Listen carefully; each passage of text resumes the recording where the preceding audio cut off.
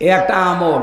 যদি আপনার জরুরি হলে আপনি তো ঘুমাবেন, আমাদেরকে রাত জাগিয়ে আপনি ঘুমাবেন। আমরা সারের মতো করতে চাই আগামী থেকে রাত 10টার পরে ওনারে মোবাইল দিলে আমি আর পাই না। বাংলাদেশের বিভিন্ন জেলায় জেলা আমির, থানা সেক্রেটারি, জেলা সেক্রেটারি বলে একটু কথা বলবো দেন, 10টার পরে তো আর হয় না। এই জন্য আগামী থেকে আমরা ওনার নিয়ম ফলো করব। রাত 8টায় আমারে তুলে দেওয়া লাগবে যেখানেই নিন। এই রেকর্ড ভালো করে করো। কি রেকর্ড করো? এটা ছাড়বা কাজ। সারা বাংলাদেশে যেখানে নিয়ে যান, এমনকি বাইরের দেশে যারা নিতে চান, আমার এশার নামাজ পড়েই তুলে দেওয়া লাগবে। যতটুকু বলি, 1 ঘন্টা বলি, 45 মিনিট বলি, আমি মূল কথা সামারাইজ করে বলে ফেলবো ইনশাল্লাহ। আমি চাই আগামী বছর থেকে আমি যেন সর্বোচ্চ রাত 10টায় ঘুমাতে পারি। নাকি তলবেন রাত 10:30টায়? আজকে যেহেতু নিজের জেলা বলে কিছু বললাম না। আর ইয়াসিন ওরে আমি কি যে করবো, বাড়ি যাই আমার সাথে বলল কি আর কইল কি। আমি বললাম যে সর্বোচ্চ রাত 9টায় তুলে দেব। এসো কোরআনের ছায়া তোলে সমবেত হই, এসো আল্লাহ রাসূলের অনুগত হই।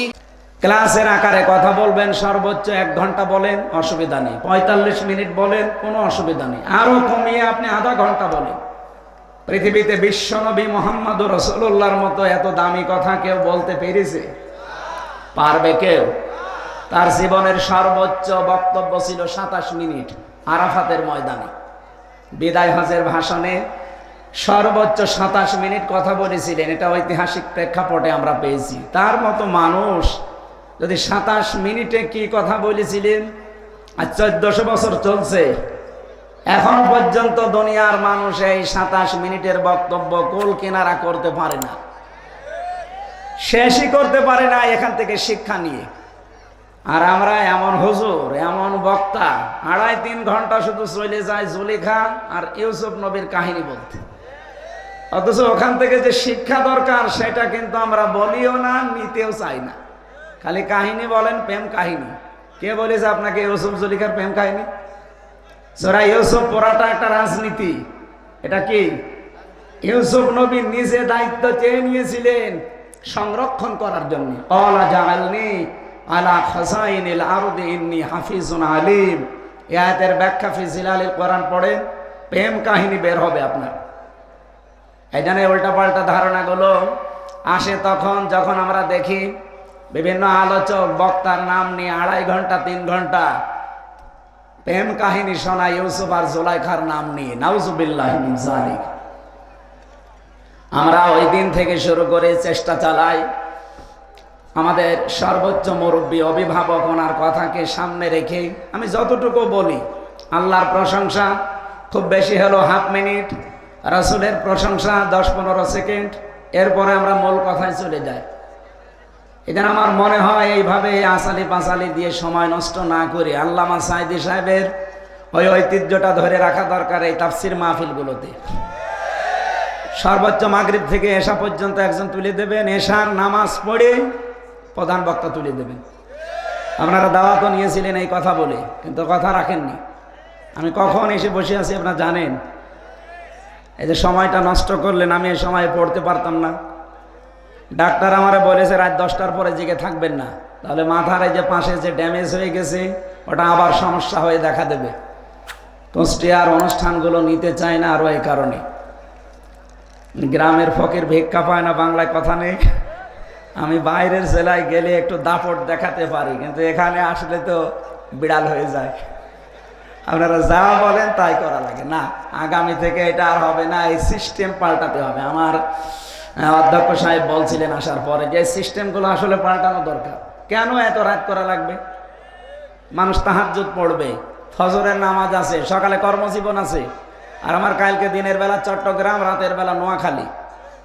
আমি তো পারা দরকার আমার।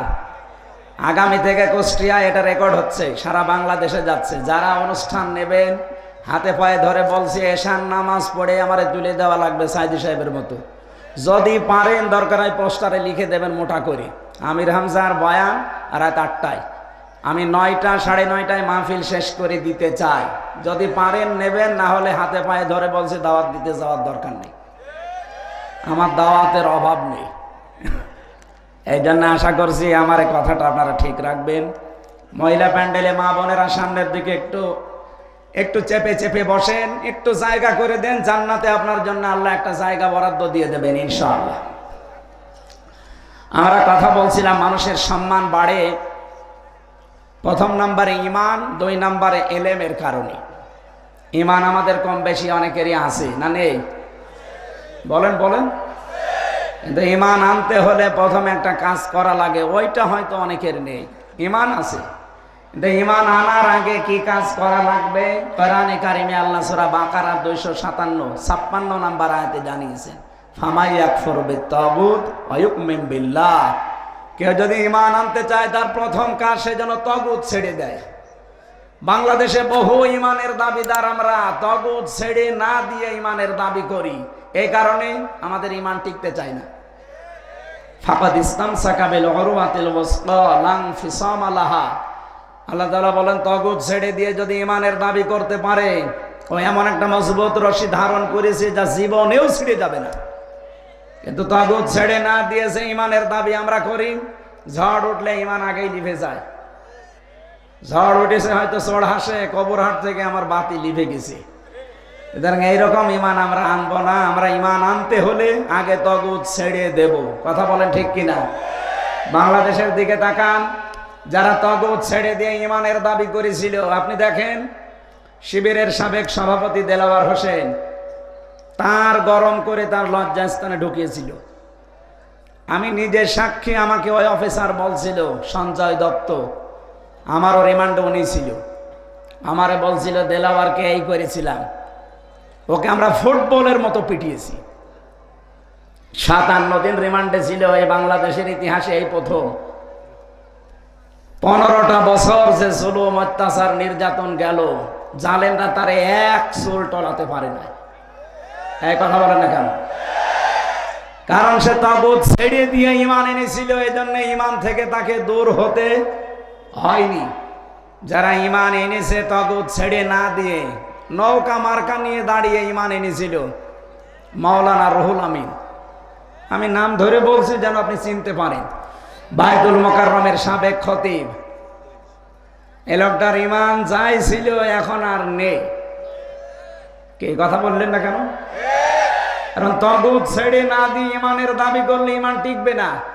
এ পৃথিবীর ইতিহাসে এই প্রথম যে জাতীয় মসজিদের খতিব পালিয়ে যায়, এটা প্রথম না। দুনিয়াতে আপনি শুনেছেন যে কোন মসজিদের ইমাম পালায়?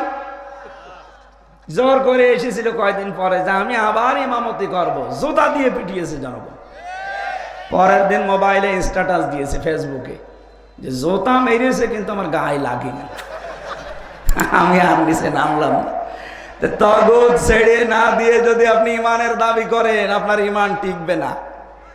এই জন্য আমাদের সম্মান আল্লাহ রেখেছেন কিসের ভেতরে বলেন তো? ঈমানের ভেতরে। 2 নম্বরে ওয়াল্লাযীনা উতুল ইলমা দারাজাত, এটা বহু বছর। যারা এলেম পেয়েছে, এলেম পেলে জ্ঞান সম্মান বাড়বে না, এলেমের ওপরে আমল করা লাগবে। বাংলাদেশে তাকান, জ্ঞান কম বেশি অনেকে আমরা অর্জন করি, কিন্তু জ্ঞানের ওপরে টিকে থাকতে পারি না। এই জন্য আমাদের সম্মান আল্লাহ বাড়ায় না, আরো নিচে নামিয়ে দেয়। এই পৃথিবীতে জ্ঞানের ওপরে সবচাইতে বেশি আমল করেছিল, কাজ করেছিল জ্ঞান অনুযায়ী নবীরা। কারা? বলেন বলেন। আপনি 2 জন নবী ছাড়া বাকি কোন নবী দেখাতে পারবেন যে পৃথিবীতে তারা লাঞ্ছনা গঞ্জনা অপমানের শিকার হয়নি? হয়েছে। এই কারণে তারা জ্ঞানের উপরে সর্বোচ্চ আমল করেছিল। এই জন্য আল্লাহ আফসোস করেছেন তার বান্দাদের উপরে, ইয়া হাসরাতান আলাল ইবাদ মা ইয়াতিহিম মির রাসূলিন ইল্লা কানু বিহি ইস্তাহজিউন। সূরা ইয়াসিনের 30 নম্বর আয়াত। আল্লাহ বলেন আমার আফসোস, আমার আক্ষেপ, এমন কোন নবী রাসূল দুনিয়ায় পাঠালাম না যার সাথে সমসাময়িক মানুষেরা ঠাট্টা বিদ্রুপ করে নাই, উপহাস করে নাই। বলেন তো নবীদের চরিত্র খারাপ ছিল? বলেন বলেন। একটাই কারণ, তারা তাদের জ্ঞান অনুযায়ী আমল করেছিল। এই কারণে আল্লাহ দারাজাত, দিন যত যায় নবীদের সম্মান মর্যাদা আল্লাহ বাড়াতেই থাকে। এই জন্য প্রথমে আল্লাহ আরম্ভ করেছেন আয়াতটা ইয়ারফা দিয়ে, রাফা ইয়ারফা এটা মোজারে, বর্তমান ভবিষ্যৎ, প্রেজেন্ট ফিউচার। সুতরাং ঈমান আনার পরে যদি এলেম অনুযায়ী, জ্ঞান অনুযায়ী আপনি আমল শুরু করেন, দিন যত যাবে আপনার মর্যাদা সম্মান আল্লাহ দুনিয়ায় বাড়াতেই থাকবে। শুধু বাড়াবে না, বাড়াতেই, আরো জোরে বলেন, বাড়াতেই থাকবে। এই জন্য যে যার যা ঈমান আছে এবং যার যা আমল আছে ওই অনুযায়ী আল্লাহ তার সম্মান মর্যাদা যেন আরো বাড়িয়ে দেন। সকলে বলেন আমিন। সামনে বসা মুসলমান ভাইরা, পর্দার আড়ালের সম্মানিত মা এবং বোনেরা, প্রশাসনের ভাইরা, প্রাণ প্রিয় কুষ্টিয়াবাসী, আল্লাহর দরবারে শুকরিয়া জানাচ্ছি। 3 দিন 13-14 বছর পরে হলেও কোরআনের আলোচনা এখানে হচ্ছে। যারা বুঝে হোক না বুঝে হোক বন্ধ করে রেখেছিলেন, আল্লাহ যেন তাদের হেদায়েত দেন, বলেন আমিন। আগামীতে কিয়ামত পর্যন্ত কোরআনের অনুষ্ঠান, কোরআন প্রচারে, কোরআন প্রসারে, কোরআন কায়েমে কোনো বাধা আসুক, এটা আমরা আর দেখতে চাই না। এই কথা বলেন না কেন? সেই সংক্রান্ত আয়াত আজকে আমরা পড়েছি, সূরা মায়েদার 54 নম্বর আয়াত। এটাকে সামনে নিয়ে বাস্তবতার নিরিখে তাফসীর আকারে কথা বলার চেষ্টা চালাবো ইনশাআল্লাহ। আমাদের শরীরের ভেতরে 17টা জিনিস এমন আছে যা একজনের সাথে আর একজনের মিল নেই।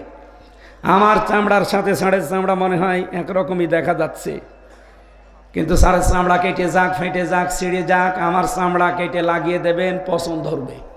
লাগবে তো নাই, আরো পছন্দ ধরবে। হ্যাঁ, ওনার শরীরে আমার শরীরে 9768 প্রকার চামড়া আছে। যে কোনো চামড়া আপনি লাগিয়ে দেবেন, কেটে ভালো হয়ে যাবে। এটার দ্বারা এটাই বোঝাতে চেয়েছেন, আমি হাদিসের ব্যাখ্যা বলছি। আল্লাহ রাব্বুল আলামিনের আয়াত হচ্ছে, ওয়ালা তাজিরু ওয়াজিরাতু বিজরা উখরা, কিয়ামতে কেউ কারো বোঝা বহন করবে না। এই আয়াতের ব্যাখ্যায় একটা হাদিস এসেছে, এটা তাফসিরে হাক্কানিতে আছে। মুহাদ্দিসিন ইকরাম ব্যাখ্যায় লিখেছেন যে আমার চামড়া ওনার সাথে মেলে না, পছন্দ ধরে লাগিয়ে দিলে কিয়ামতের দিন উনি আমার পাপের বোঝা বহন করে নিয়ে বেড়াবে। এই কথা আমাকে উনি শোনায়। ওই কথা আমি শুনি আর বিশ্বাস করে বসে আছে যে না, চিন্তা নেই, বাবা আছে। উনি একটা ভণ্ড আর এটা একটা পাগল। এই কথা বলেন না কেন? এরকম বহু ভণ্ড দেশে নেই। কারো উপরে ভরসা করা যাবে না, নিজের কাজের উপরে ভরসা করে থাকা লাগবে। যতটুকু কাজ কারবার করেন ওইটার উপরে ডিপেন্ডেন্ট হবেন, কারো উপরে ভরসা করে কোনো লাভ নেই। কি কথা বললেন না কেন? এসো কোরআনের ছায়া তলে সমবেত হই, এসো আল্লাহ রাসূলের অনুগত হই।